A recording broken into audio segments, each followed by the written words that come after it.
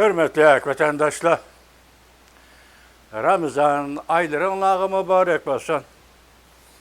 Bugünkü leksiyalarımızı başlayımız. Leksiya dersleri gacırozu.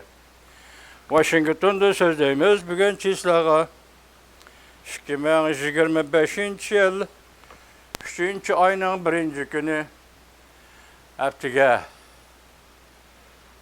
şembe. Şunda kodayım. Geçirenler bir karvite.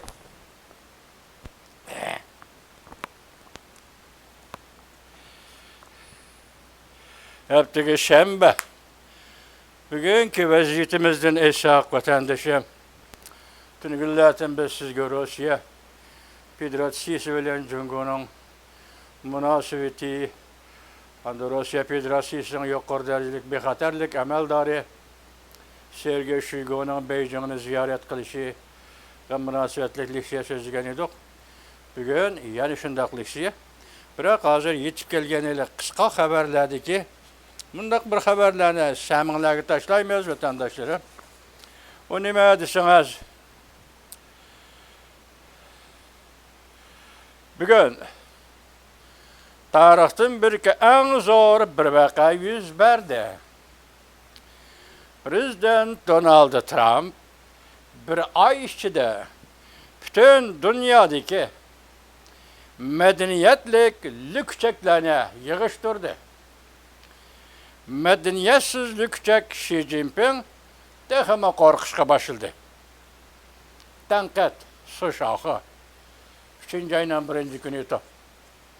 Amerika Qo'shma Shtatlar Prezidenti Donald Trump bugün yaki bir ay içinde bütün dünyadaki medeniyetlik lükçeklerini yığıştırdı.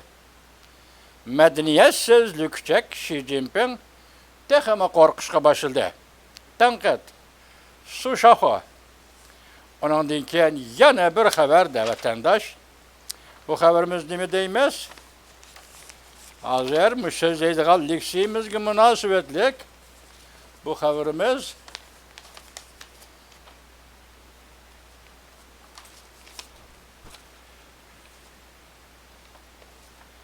tövbe kıldım Xudayım. Bu haberimiz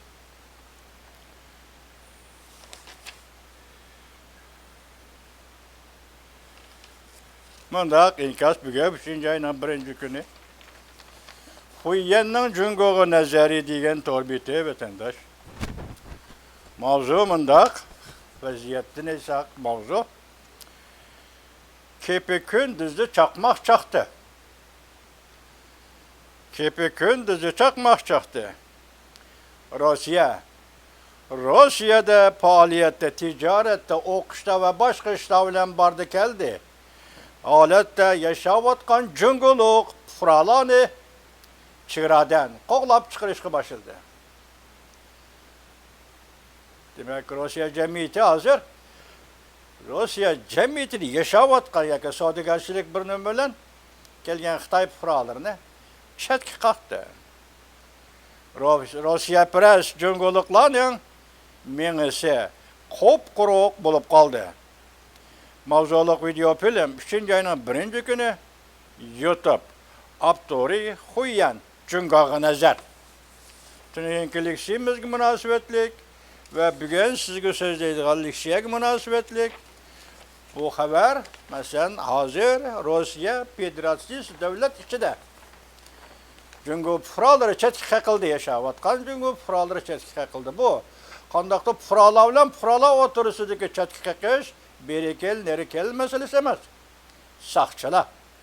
Rusya'nın saqchiları hazır öyme öy qatarab Cungoluq fuqarolarini onun qo'lidagi mal bisati pul pichaklardan tatib hammasini davlat umumning ixtiyoriga topshirsan deydigan bunday bir harakat qo'zg'aldi. Shuningga munosabatlik emas, balki men o'zim tayyorlagan bir xabar edi.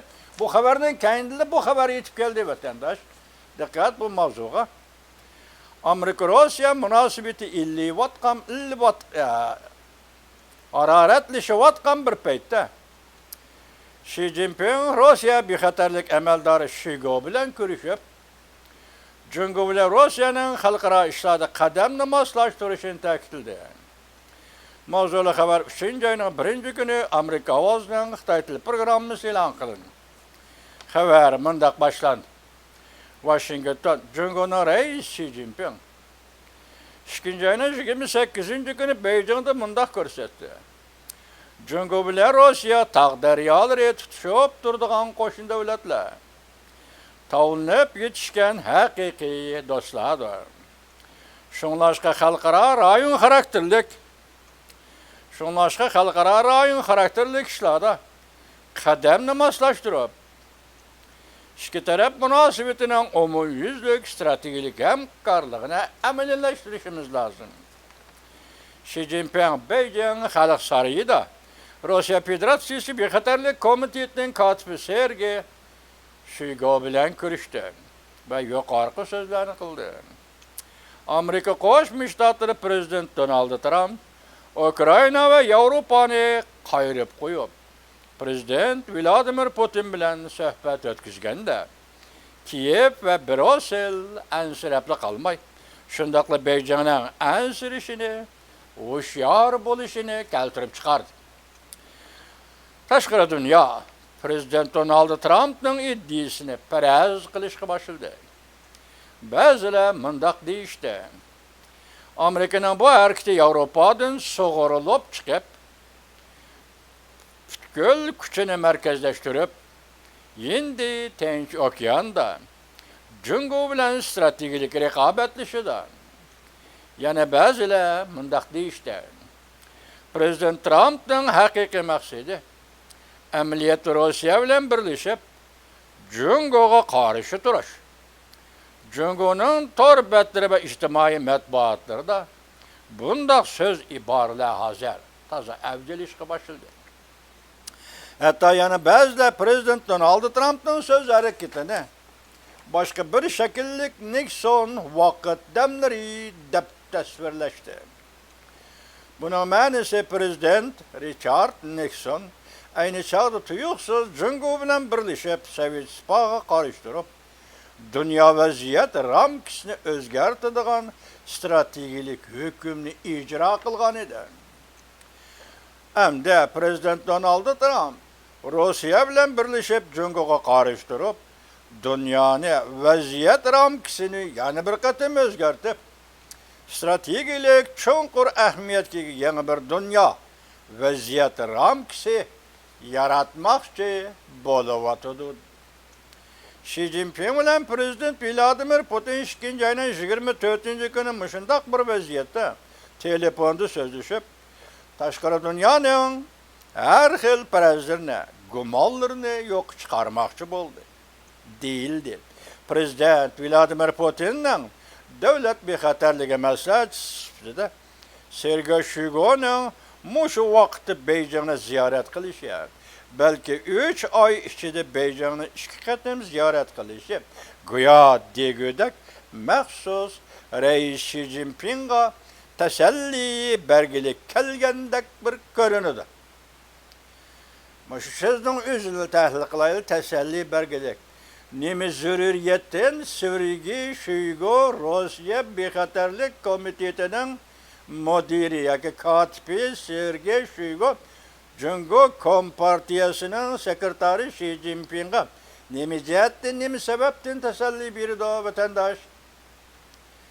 Masalan, navbat Rossiya bilan Jungoning ichida hozir men degan so'zni hisob qilmaganda bugun boshlandi. Jungoliklarni qo'g'lash, Rossiyadan qo'g'lash bugun boshlandi. Shuning uchun bo'lgan arliqda Jungo bilan Rossiya ichida zodir nima ish yuz berdi, nima sababdan Sergey Shoigu rais Xi Jinpingga tasalli bermoqchi bo'ldi vatandosh? Yuqorida rayon xarakterlik masalalarda va boshqa masalalarda qadamni moslashtiraylik. Rossiya bilan Jungo tog' daryolari tutishib turadigan qo'shni davlatlardir. Bizning strategik hamkorligimiz plan pishmat bu gaplarni hozir Sergey Shoigu Beijingda Jungoning sekretari Xi Jinpingga tasalli berishga. Demak, uni bu qatimqi safari tasalli berishga. Men tunugun nima dedim? Saudiya Arabiston suhbati, İstanbul suhbati, buning butun jarayonini Sergey Shoigu rais Xi Jinpingga dokolat qilish kerak. Bunun konkret mazmunning nima ekanligi sizga bizga ayon emas vatandosh. Biroq bu yerda hozir Sergey Shoigu Reis Xi Jinpingga tasalli berdi. Nima sababdan? Teselli, bergili, kelgendek göründü. Rusya çünkü başına ahır birbiriga işlenidir. Beraber diyaloglaşıdır. İki tarafning stratejilik hamkorligi ikki tarafning manfaatiga uygun dedi. Sergey Shoigu tipik söz ibarlar, diplomatik söz ibarlar vatandaş. Yoki tashqari dunyoga topshiradigan söz ibarlar vatandaş. Sergey Shoigu Jungo Tashqi ishlar ministrligining to'g'ri betida munda xabar tarqaldi. Sergey Shoigu shunday dedi. Endi Jungo Tashqi ishlar ministrligining to'g'ri betida munda xabar tarqaldi. Sergey Shoigu bu qatam Wang Yi bilan ko'rishganda, Tashqi ishlar ministri Jungoning Wang Yi bilan ko'rishganda Jungo tarafga Rossiya, Amerika uchrashgan chog'dagi eng yangi ahvollar va Rossiya tarafining o'ylaganlarini tanishtirdi. Qandaq? Doklad bergili keldi dedi-ku. Ha shunday mana.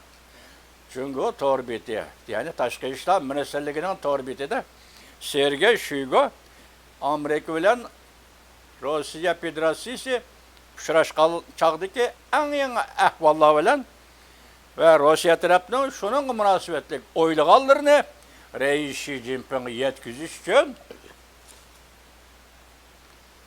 Beijing'e ziyaret kılıp Reis Xi Jinping'e görüştü. Endi bugün şunun ülgürüp la, gördünüz mü? Sergey Shoigu 28. günü Washington'da Beijing'de Reis Xi Jinping bilen görüştü. Bir gün turdu, bir günlük ziyaret.